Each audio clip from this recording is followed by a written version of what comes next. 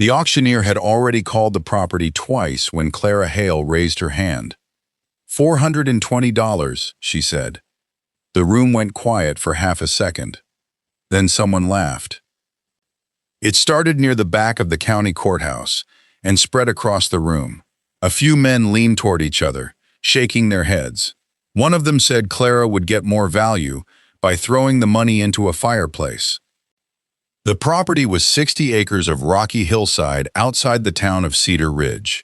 It had no house, no barn, and no field worth planting. Half of it was covered in weeds and thorn bushes.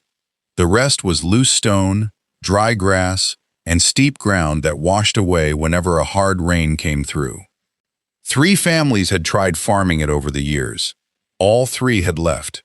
The county had taken the land for unpaid taxes, and now Clara was standing in a room full of farmers, paying almost every dollar she had for it. She signed the paper, folded the deed, and put it inside her coat. On her way out, a cattleman named Earl Benson called after her. "What are you planning to grow up there, Clara? Rocks?" The men laughed again. Clara looked back at him. "No," she said, "the rocks are already doing fine." Then she walked out into the cold. What nobody in that room knew was that Clara had not bought the land because she thought it was good farmland. She bought it because she had finally understood why everyone else had failed. Clara had grown up on rented farms.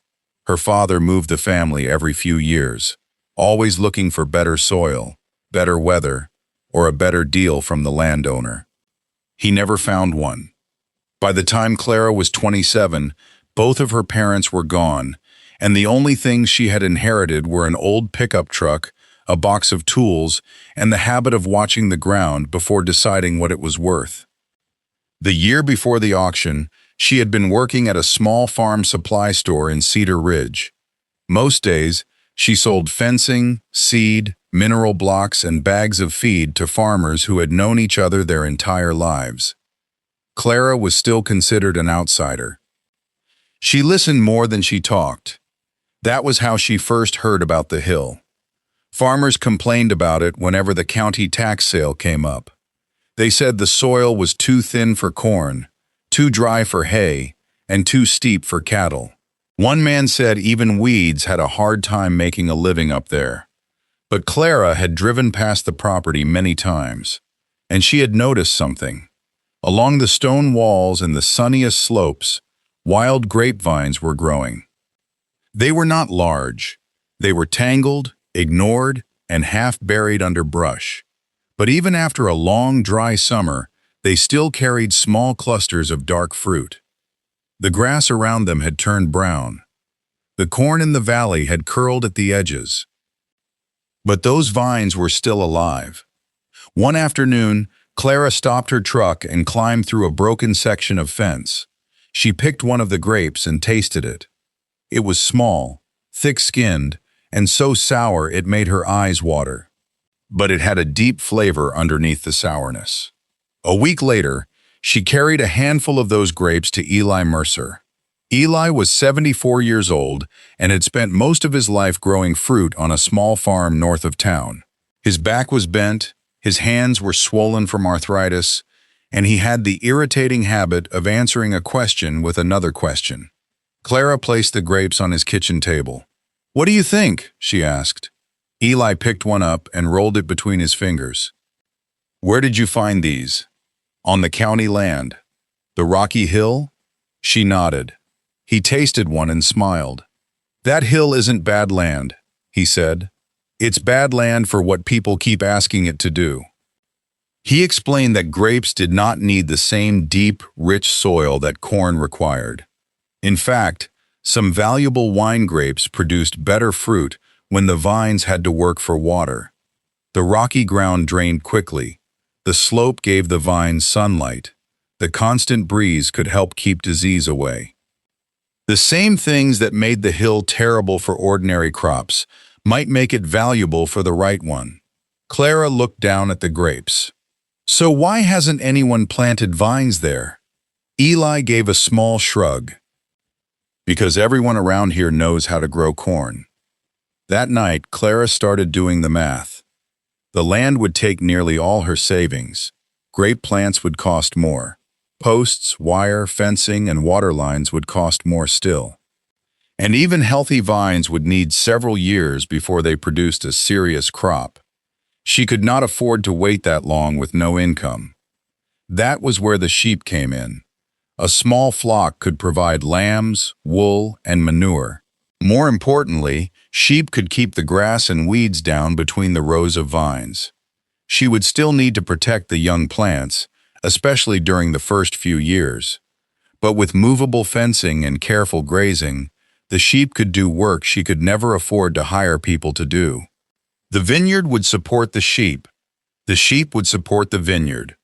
Neither one had to carry the whole farm alone. It looked possible on paper, barely, but Clara knew that possible and easy were not the same thing. She bought the land in March. By April, she was living in a second-hand camper near the bottom of the hill. Her first purchases were 200 young grapevines and 6 sheep, 5 ewes, and 1 small ram with a crooked horn. The vines looked almost ridiculous when she planted them. Each one was little more than a thin stick with a few pale roots. She dug every hole by hand. The rocky soil fought her from the first day. Some holes took 10 minutes. Others took nearly an hour. She broke 2 shovel handles and wore the skin off both palms. At night, her back hurt so badly that she had to lower herself onto the camper steps 1 inch at a time. People from town drove by slowly to watch. Earl Benson stopped one afternoon and rested his arms on the fence. "You know those sheep are going to eat your vines," he said. "Not if I move them right. And what happens when you run out of grass? I move them again. And when winter comes, I'll have hay. And where are you getting money for hay?" Clara pushed her shovel into the dirt. "Are you offering me some?" Earl laughed and drove away. But his question was fair. Clara had very little money left. She took evening work cleaning the post office and spent every daylight hour on the hill. She used stones from the property to build low walls across the slope. The walls slowed rainwater, held soil in place, and created narrow planting terraces. She built the first trellis using old telephone poles, scrap wire, and fencing she bought at an estate sale. Nothing matched. None of it looked professional. But it stood. Then she divided the property into small grazing sections with portable electric netting. The sheep moved through one section at a time. They ate grass, young weeds, and low brush. Before they could damage the vines, Clara moved them to the next section. Every few days, the pattern repeated. Graze, move, repair, water, dig, plant. At first, the hill did not seem to change. Then, little by little, lines began to appear across it. Rows of vines, stone terraces, short green lanes where the sheep had grazed. The land was still rough, but it was no longer abandoned. By the end of the first summer, Clara had planted nearly 800 vines. She had also made almost every mistake possible. She planted one row too low and lost half the vines when water collected around the roots after a storm. Deer jumped her fence and chewed the leaves from another row. The ram broke through the portable netting and spent an hour eating grape leaves before Clara caught him. One ewe became sick during lambing season, and Clara sat with her all night in the cold. The ewe survived. So did both lambs. Clara sold one of them in the fall and used the money to buy more fencing. Eli visited every few weeks. He never praised her much. Instead, he walked the rows, touched the leaves, studied the soil, and pointed out whatever she had done wrong. "You're watering too often. That row needs more air. You're letting the sheep stay too long. You built this wall too straight." Clara frowned at him. How can a wall be too straight? Water doesn't move in straight lines. Then he handed her a hammer and helped her rebuild it. The second year was harder than the first. Clara had more vines, more sheep, and more work than one person could reasonably handle. That was when Noah Reed showed up. Noah was 13 and lived with his grandmother 2 miles down the road. He had been suspended from school twice for fighting and had developed a reputation for taking things that did not belong to him. One morning, Clara found him standing near the sheep pen. "What are you doing?" she asked. "Nothing. Nothing usually happens somewhere else." He stared at the ground. Finally, he admitted that he had been watching her move the sheep and wanted to know why she did it so often. Clara explained rotational grazing. Noah asked 3 questions she had never thought to ask herself. She hired him that afternoon for $4 and lunch. He came back the next day, and the day after that. Noah learned the sheep faster than Clara did. He could spot a loose wire from 50 yards away. He remembered which ewe had limped 2 months earlier and which lamb belonged to which mother. With Noah helping, Clara planted another 1,200 vines. The sheep flock grew from 6 animals to 18. And in late summer of the 3rd year, the first real clusters appeared. They were not large, but they were beautiful. Deep purple grapes hung beneath the leaves, warm from the sun. Clara picked one and tasted it. The fruit was still sharp, but now it had a rich, spicy flavor with a clean sweetness underneath. She filled 3 wooden crates and drove them to a small winery almost 70 miles away. The owner, a careful woman named Rebecca Lane, looked at the fruit and asked where it came from. Clara told her. Rebecca tasted 3 grapes, one after another. Then she asked, "How much of this do you have?" "Not much this year." "How much will you have next year?" Clara tried not to sound too hopeful. "Maybe 5 times this." Rebecca looked at her again. "I'll buy all of it." The check from those 3 crates was not enough to make Clara rich. But it was enough to prove the hill could produce something people wanted. The next year, Rebecca bought the entire harvest. She paid more per pound than Clara had expected because the grapes had a flavor the valley-grown fruit did not have. The rocky ground had stressed the vines.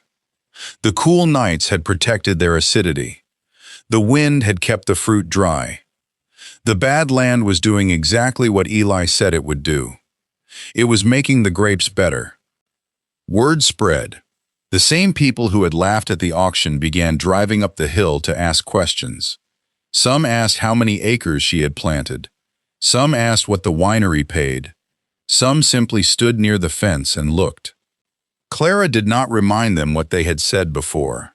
She was too busy. By the 5th year, she had nearly 15 acres of producing vines and more than 60 sheep. She hired Noah after school and during the summers. Together they cleared brush farther down the slope, where the weeds grew thickest. That was where they found the old orchard. It had once contained more than 30 fruit trees. Most were dead, but 7 old pear trees were still alive beneath the vines and thorn bushes. Then they found a stone-lined spring. Cold water ran from a crack in the hillside into a shallow basin before disappearing under the brush.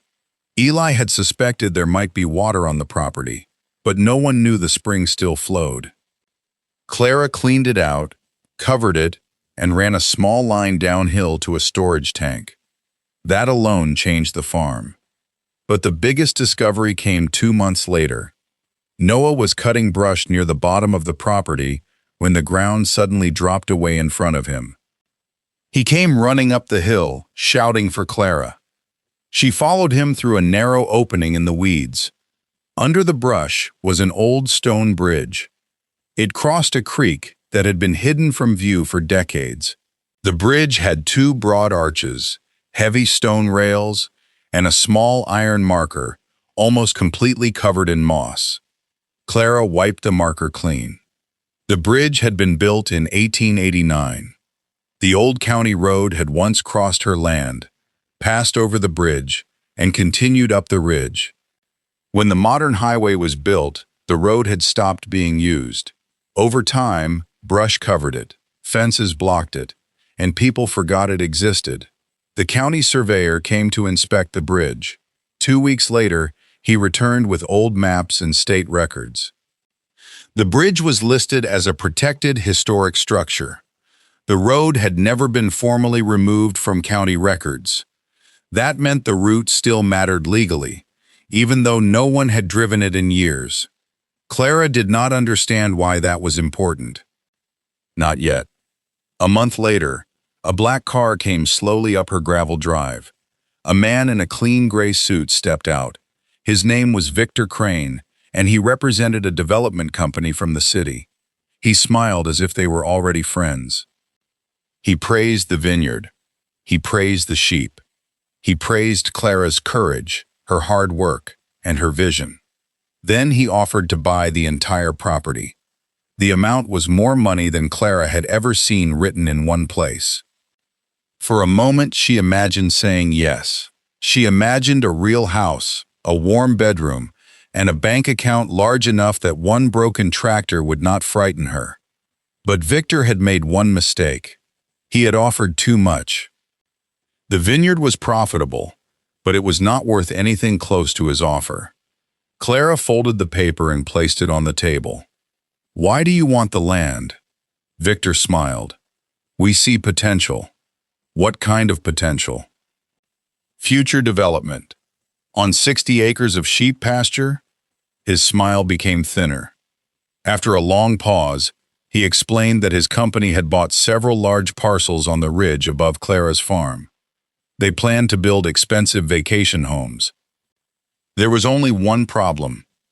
The modern road approached from the wrong side of the ridge. Building a new access road would be extremely expensive and might not receive county approval.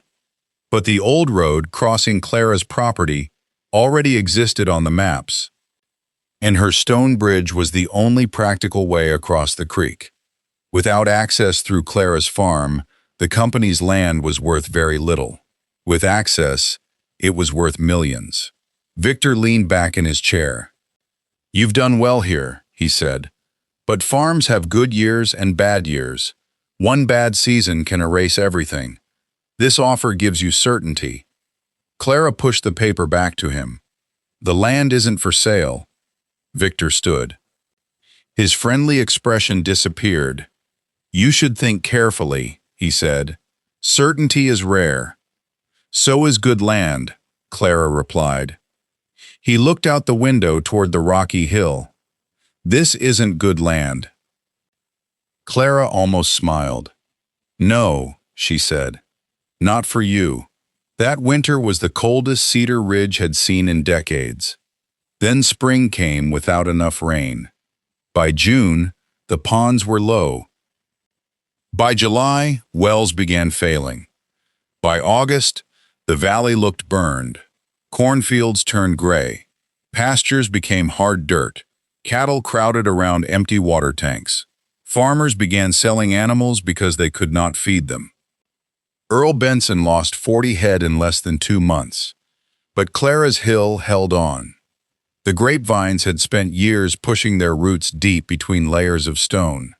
Their leaves wilted during the hottest part of the day, but the vines survived. The sheep still had forage, because Clara had never cleared the entire property. She had left strips of brush and deep-rooted plants along the roughest ground. She had also stored hay during the good years. And the old spring kept running. Not fast. Not enough to waste, but steady. Victor Crane returned with a second offer. This one was even higher. He suggested that Clara could make a fortune selling water to struggling farmers. "People will pay anything now," he said. "You have all the leverage." Clara looked at him. "Is that what you would do?" Victor smiled. "It's what any sensible business person would do." The next morning, Earl Benson came up the hill. He looked 20 years older than the man who had laughed at the auction. He removed his hat, but did not speak. Clara waited. Finally, he said, "My well is gone." She nodded. "I've got 32 cattle left. And my daughter has 2 horses. His voice broke. I need water. Clara thought about the courthouse. She remembered the laughter.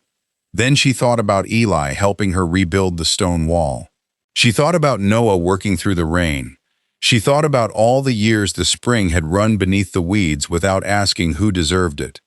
Bring your tanks, she said. Earl looked up. What will it cost? Nothing.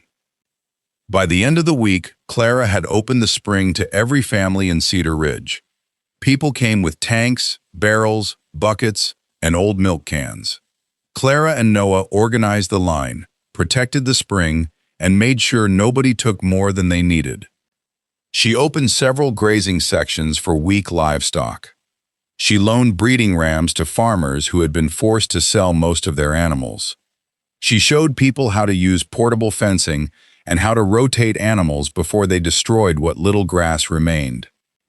The farm that had once been called useless became the place that kept the town alive. Victor Crane watched all of it and reached the wrong conclusion. He thought Clara's generosity meant she was weak. So he petitioned the county to reopen the old road across her property for public use. If the road was officially reopened, his company could claim access to the ridge without buying Clara's land. The county meeting was held in the same courthouse where Clara had bought the hill. Every seat was filled. Victor stood before the county board with maps, documents, and 2 attorneys. He talked about economic growth. He talked about jobs. He talked about the public's right to use an old county road. Then Earl Benson stood up. His hands were shaking, but his voice was clear. He told the room how he had laughed when Clara bought the property. He told them how his own fields had failed. Then he pointed toward Victor. That woman gave my family water when I had nothing to offer her, he said. You want to take her land so rich men can build summer houses. Don't stand there and call that public good. Other farmers stood. One after another, they told the same kind of story. Water for their animals, grazing for weak cattle, help building temporary fences, a breeding ram loaned without charge, advice given freely. Then the county surveyor placed the old records on the table. The road might still appear on historical maps, but decades of abandonment had ended the company's automatic right to use it. The protected bridge could not be altered for heavy construction traffic. Any new access would require Clara's permission and a full environmental and historical review. Victor's plan fell apart in less than 20 minutes. He packed his papers into his case and left the courthouse without looking at Clara. No one laughed this time. The rains returned in October. At first, it was only a soft tapping on dry roofs. Then it fell for 2 straight days. People stood outside and let it soak their clothes. The valley recovered slowly. Some farms never fully came back. Others changed. Earl replaced part of his cattle pasture with grapes. 3 neighboring families started small sheep flocks. Clara helped them choose vines, build terraces, and plan grazing sections. Rebecca Lane agreed to buy their fruit if it met her standards. Over the next 10 years, Cedar Ridge became known for wine, lamb, pears, and farms built on land that people once considered too rocky to use. Noah stayed with Clara through high school. Then he studied agriculture at a state college and came home. Clara sold him 15 acres of the farm for far less than the bank said it was worth. When the banker objected, Clara told him the price included years of unpaid questions, broken fences, and lambs delivered at 2 in the morning. Eli Mercer lived long enough to see the first bottle made entirely from Clara's grapes. She brought it to his house and placed it on the kitchen table. He turned the bottle in his hands and read the label. On the front was a simple drawing of a stone wall, a grapevine, and 1 sheep standing on a hill. Eli smiled. So, he said, was I right? About the grapes? About the land? Clara looked out the window toward the ridge. From Eli's kitchen, She could see the vineyard rows following the shape of the hill. Sheep moved between them in small groups. Beyond the vines, the old pear trees stood in the evening light. "You were partly right," she said. Eli raised an eyebrow. The land knew what it could grow, but somebody still had to listen. Years later, people would tell the story as if Clara had seen the whole future from the beginning. They said she had known the grapes would succeed. They said she had known the spring was there. They said she had somehow known about the bridge and the development company. But that was not true. Clara had not known what would happen. She had only noticed what everyone else ignored. She had seen wild vines living through a dry summer. She had understood that sheep could do more than produce wool and lambs. She had learned that one part of a farm could support another. And when the land finally gave her more than she needed, she did not use it to punish the people who had laughed at her. She used it to keep their buckets full. That was the real reason Cedar Ridge remembered her. Not because she turned worthless ground into valuable land. The ground had never been worthless. It had simply been measured by the wrong question. For years, people had asked whether the hill could grow corn, support cattle, or behave like the rich valley below. Clara asked something different. She asked what the hill was already trying to become. And once she listened to the answer, everything changed.